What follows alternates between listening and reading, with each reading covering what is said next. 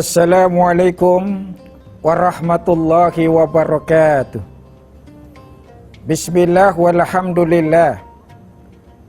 Alhamdulillahilladzi bini'matihi tatimmus shalihat wa bifadlihi tatanazzalul khairat wal barakat wa bitaufiqihi tatahaqqaqul maqasid wal ghayat. Wassalatu wassalamu ala sahibis syafa'ati wal mu'zizat wa ala alihi wa sahbihi dzawil hasanat. Amma ba'du. Para pemirsa TV One yang dimuliakan oleh Allah Subhanahu wa taala. Rezeki adalah sesuatu yang paling diburu dan dicari oleh manusia di muka bumi ini.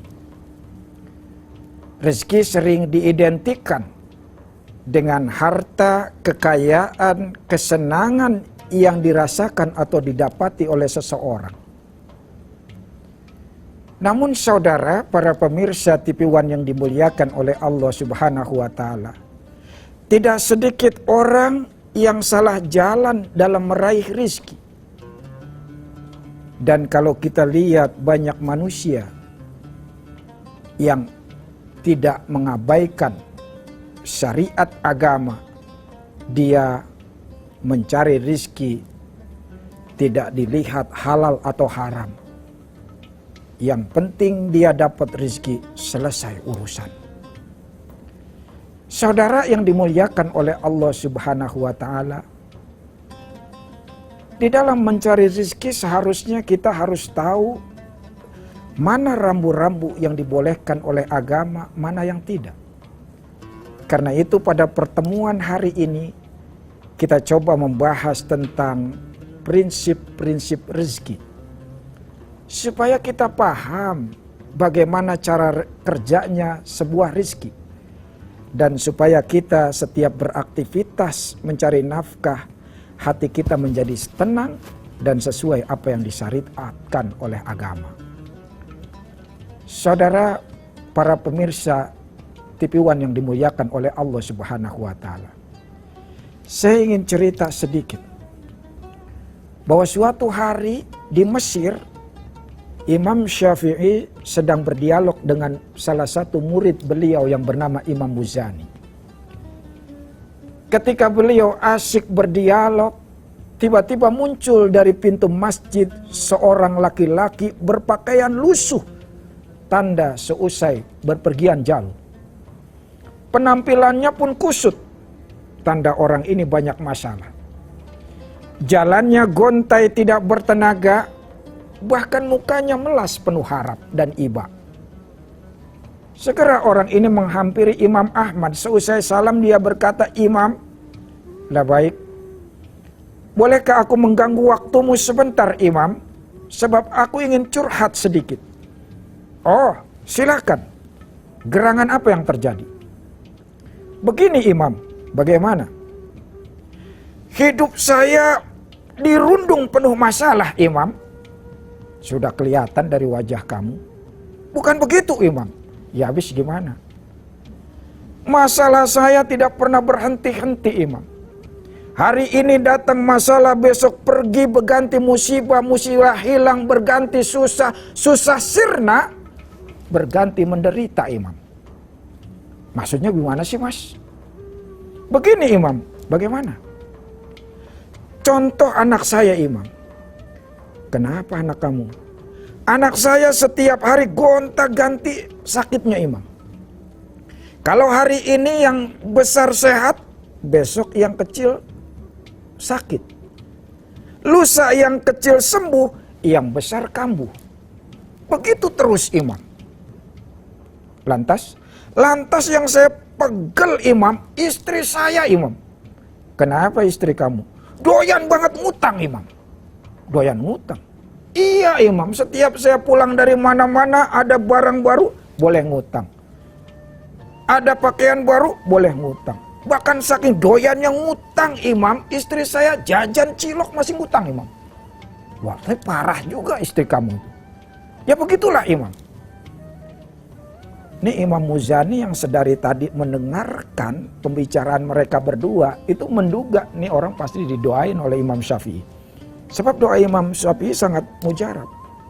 Allahumma rzuqhu arzaqan katsiratan. Ya Allah, limpahkan rizki orang ini yang banyak. Tapi saudara, para pemirsa TV1 yang dimuliakan oleh Allah Subhanahu wa taala. Dugaan Imam Muzani meleset. Imam Syafi'i malah balik bertanya. Saudara selama ini kerja Imam. Gaji saudara berapa? Gaji saya 5 dinar Imam. Masya Allah. Para pemirsa TV1 yang dimuliakan oleh Allah Subhanahu wa taala. 1 dinar itu sekira 2 juta. Jadi ini orang gajinya 10 juta. Sebuah gaji yang sangat fantastis ketika itu, bahkan hari ini masih sangat relatif besar.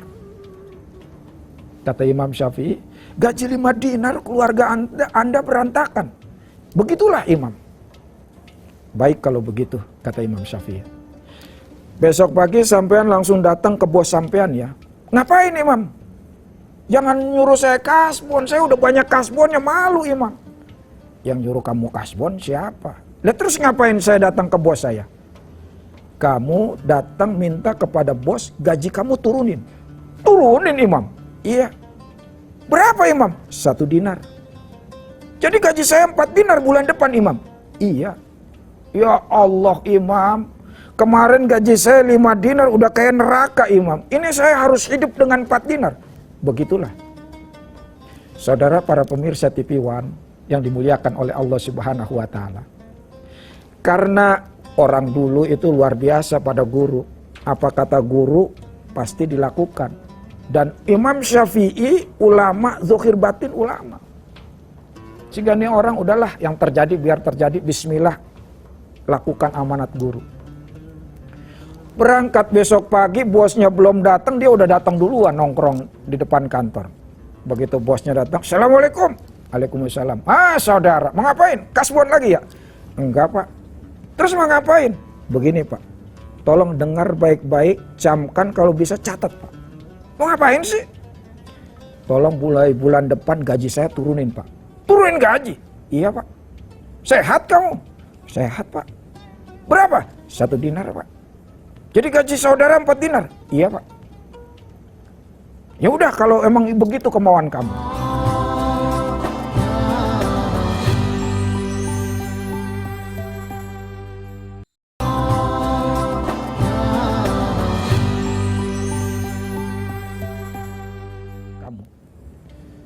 Selesai nih orang, hari berganti minggu, minggu berganti bulan, nih orang beberapa bulan gajinya jadi 4 dinar.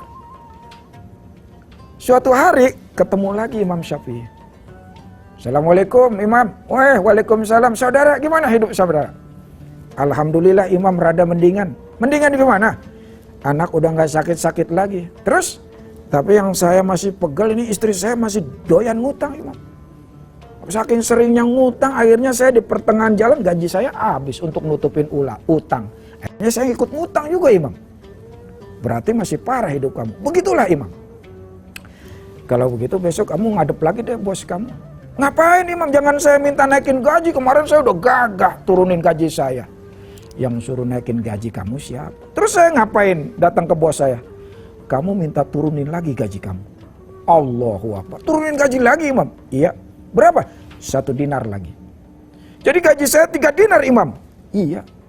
Masya Allah Imam, saya hampir nggak tahan kemarin. Ini saya harus 3 dinar Imam. Iya udah lakukan. Akhirnya bismillah nih orang melakukan. Bulan demi bulan gajinya dengan 3 dinar. Allahu Akbar. Terjadi mukjizat, lama nggak ketemu Imam Syafi'i, tiba-tiba ketemu, Allahu Akbar, berubah penampilan. Kali ini penampilannya necis, rambutnya kelimis, badannya kayak atletis, ngomongnya kayak diplomatis. Assalamualaikum. Waalaikumsalam warahmatullahi wabarakatuh. Oh saudara, gimana hidup saudara? Beres Imam. Beres gimana? Anak udah gak sakit-sakit lagi. Terus gini udah lama prek ngutang, bahkan saya masih punya banyak tabungan Imam. Allahu Akbar. Saudara para pemirsa TV1 yang dimuliakan oleh Allah Subhanahu wa taala, Imam Muzani bingung yang mengikuti proses ini. Akhirnya tergoda bertanya kepada Imam Syafi'i, Imam, kenapa? Tolong jelaskan nasihat engkau yang aneh ini, Imam. Ada apa dengan orang ini? Apa kata Imam Syafi'i? Muzani, hidup itu bukan dilihat dari besarnya gaji, dari banyaknya pendapatan. Tapi hidup itu dilihat dari keberkahan dalam dia meraih rizki. Ini orang sebetulnya pantasnya digaji 3 dinar. Kenapa? Yang 2 dinar menjadi hak orang lain. Ini orang tanggung jawab ringan, kerjaan nggak ada, kerja 8 jam, cuma dipakai kerja 1 jam, selebihnya buat main game online. Dulu belum ada game online, tapi kira-kira begitulah. Ini orang banyak bolosnya. Tanggung jawabnya nggak ada, gaji besar. Maka yang 2 dinar itu mestinya menjadi hak orang lain. Oh begitu Imam? Iya. Lalu sang imam membacakan sebuah syair. Jama'al haramu alal halali fayaqthuruhu. Dakhalal haramu alal halali faba'tharuhu. Orang berlomba-lomba mengumpulkan harta yang haram dan halal, digabung jadi satu berharap banyak. Ternyata masuknya yang haram ke dalam yang halal justru merusak perkara rezeki yang halal. Saudara yang dimuliakan oleh Allah Subhanahu wa taala. Saya bukan pada pertemuan hari ini mengajak saudara semuanya minta turunin gaji semuanya menghadap bos sampean, tidak. Karena saya bukan Imam Syafi'i, saudara juga bukan muridnya langsung Imam Syafi'i. Tapi yang ingin saya tegaskan bahwa jangan bangga dulu kalau gaji besar tapi tanggung jawab sedikit. Boleh jadi ada rezeki orang, hak orang di situ. Maka kita suruh banyak bersedekah seperti itu. Dan jangan bersedih kalau gaji kecil tapi tanggung jawab besar, kerjaan banyak. Allah nggak akan tidur. Pasti kita akan digaji di tempat lain. Berupa rezeki yang tidak terduga, anak sehat-sehat, keluarga tentram, damai, sejahtera, hati tenang dan lain sebagainya. Saudara yang dimuliakan oleh Allah Subhanahu wa taala. Karenanya ketika mencari rezeki kita harus paham betul prinsip-prinsip dari rezeki tersebut. Apa itu? Yang pertama, kita harus sadari bahwa setiap orang rezekinya telah diganjar, telah ditentukan oleh Allah Subhanahu wa taala. Siapapun itu. Bahkan binatang sekalipun sudah ditetapkan rezekinya oleh Allah Subhanahu wa taala. Lihatlah di dalam surat Hud ayat 6 Allah Subhanahu wa taala berfirman. A'udzubillahi minasyaitonirrajim. Bismillahirrahmanirrahim. Wa ma min dabbatin fil ard illa 'alallahi rizquha. Dan tidak ada makhluk yang melata di muka bumi ini kecuali rezekinya sudah diatur oleh Allah Subhanahu wa taala.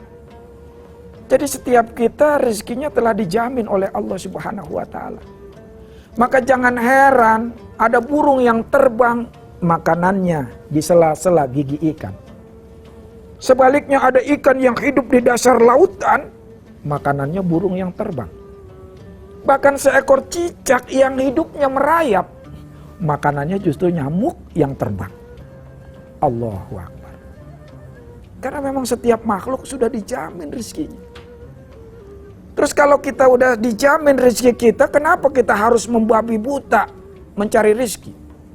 Sikut kanan, sikut kiri, tipu sana, tipu sini, menindas bawahan, menjilat atasan demi untuk mencari rezeki. Enggak perlu. Bahkan yang haram kita embat semuanya, tidak. Ada ungkapan, Pak, kenapa? Mencari yang haram aja susah Pak, bagi yang halal. Ini hati-hati saudara, ini prank setan ini, prank iblis nih. Jangan dikira iblis nggak ngeprank juga.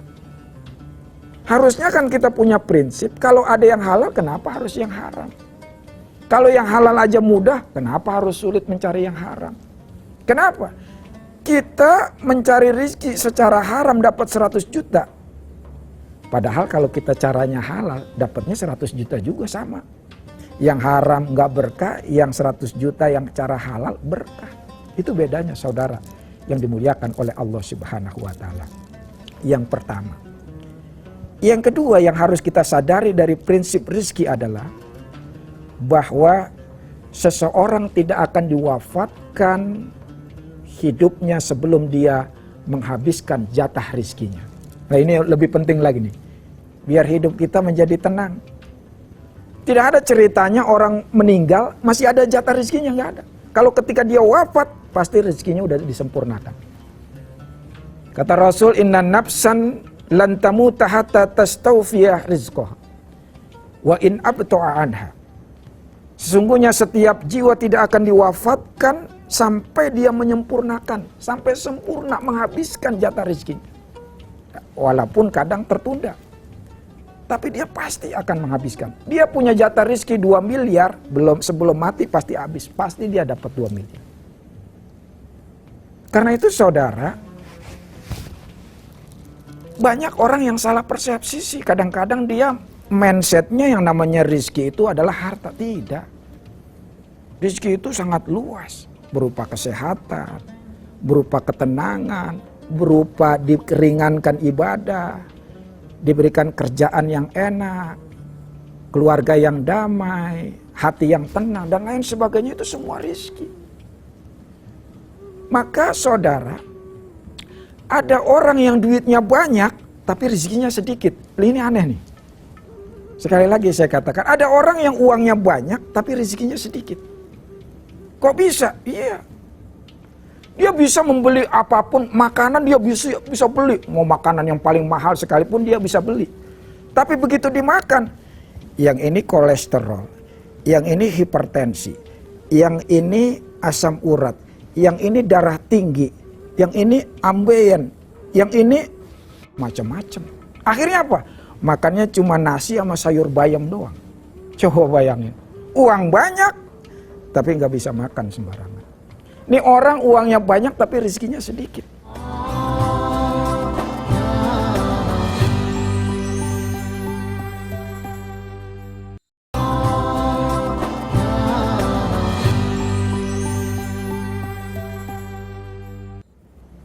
Tapi sebaliknya saudara, ada orang yang rezekinya sedikit tapi uangnya sedikit tapi rezekinya banyak.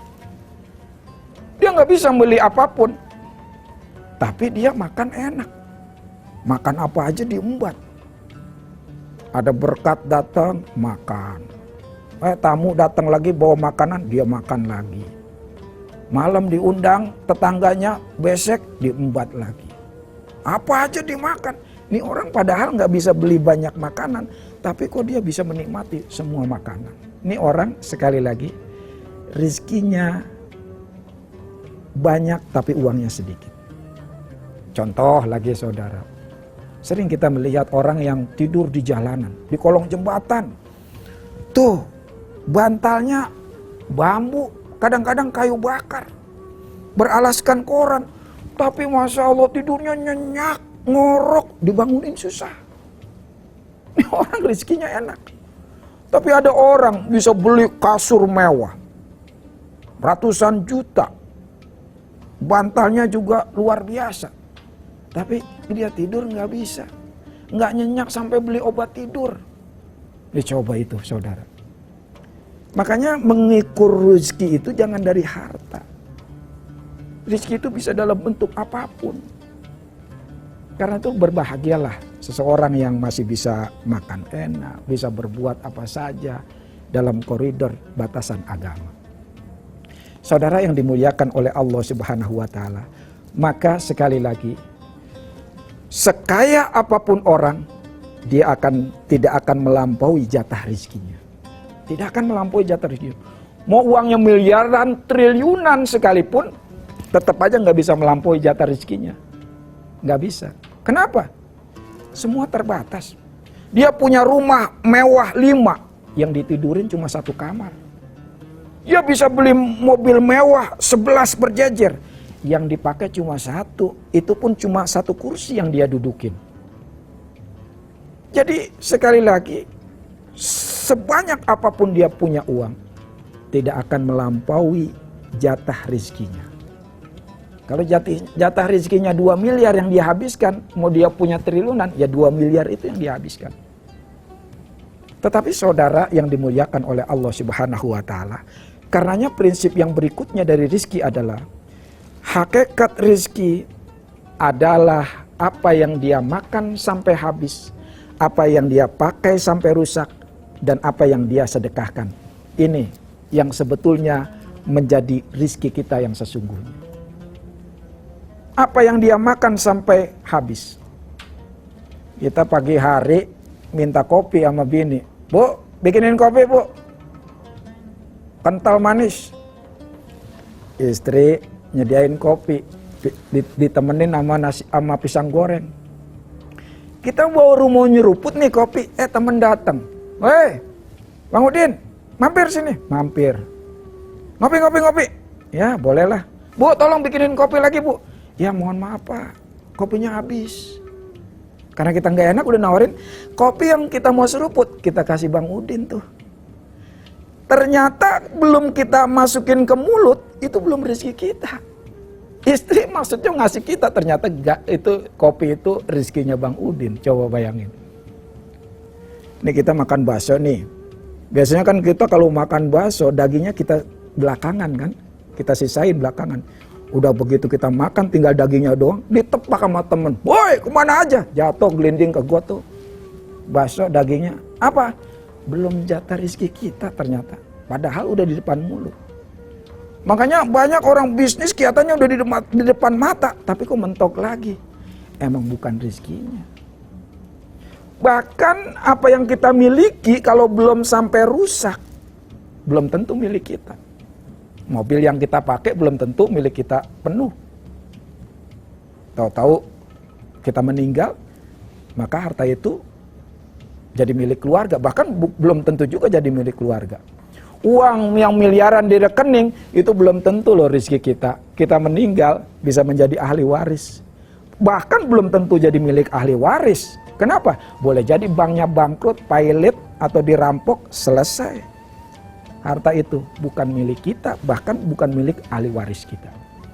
Karena itu saudara, yang paling hebat hakikat rezeki adalah apa yang kita sedekahkan. Inilah benar-benar hakikat dari rezeki kita. Itu yang membawa nanti di akhirat. Karena itu rezeki itu orang sering salah. Rezeki nggak dibawa mati, tidak salah. Justru rezeki itu bawa mati. Dengan cara apa? Dengan cara kita sedekahkan. Ke masjid, ke musola, fakir miskin, anak-anak yatim dan seterusnya. Maka itulah yang menjadi hakikat rezeki. Kenapa? Karena prinsip yang berikutnya yang paling serem adalah apa yang kita dapatkan semuanya di rekening yang miliaran, walaupun belum kita gunakan dan belum tentu rezeki kita, tapi kita udah dapatkan, itu nanti ada pertanggungjawabannya kepada Allah Subhanahu wa taala. Rezeki yang melimpah, rumah yang mewah, semuanya walaupun hakikatnya belum tentu milik kita, tapi kita telah raih dan kita dapatkan. Itu semuanya ada pertanggungjawabannya di akhirat kelak. Maka saudara yang dimuliakan oleh Allah Subhanahu wa taala, yang terbaik menurut agama adalah khairun nas anfa'uhum linnas. Kita dikasih amanah rizki, bukan hanya jangan untuk perut sendiri, tapi berlomba-lombalah rezeki kita, harta kita, agar seluas-luasnya bermanfaat buat orang banyak. Sisihkan rezeki kita untuk dakwah, sisihkan rezeki kita untuk amal sosial, sisihkan rezeki kita untuk orang-orang yang membutuhkan. Itulah hakikat yang benar-benar rezeki kita akan kita jumpai nanti di akhirat, dan membuat rezeki kita di dunia terus bertambah dan penuh berkah dari Allah Subhanahu wa taala. Karena itu saudara yang dimuliakan oleh Allah Subhanahu wa taala, apa yang kita raih merupakan semua kelebihan. Tapi kelebihan kalau kita tidak bisa mengelolanya, maka itu bisa menjadi berbahaya. Karena itu saudara, setiap kelebihan harta yang kita punyai harus diiringi dengan pengetahuan agama. Supaya apa yang kita dapatkan, kita raih, dan kemana akan kita belanjakan sesuai dengan koridor agama. Maka mudah-mudahan saudara yang dimuliakan oleh Allah Subhanahu wa taala, kita semuanya dibimbing oleh Allah dan diberikan rezeki yang halal serta penuh barokah. Semoga dengan kajian ini hati kita menjadi tenang, tentram, dan kita penuh dengan bahagia di dunia maupun di akhirat. Terima kasih atas segala perhatian. Mohon maaf atas segala kekurangan. Wallahu muwaffiq ila aqwamit thoriq. Wassalamualaikum warahmatullahi wabarakatuh.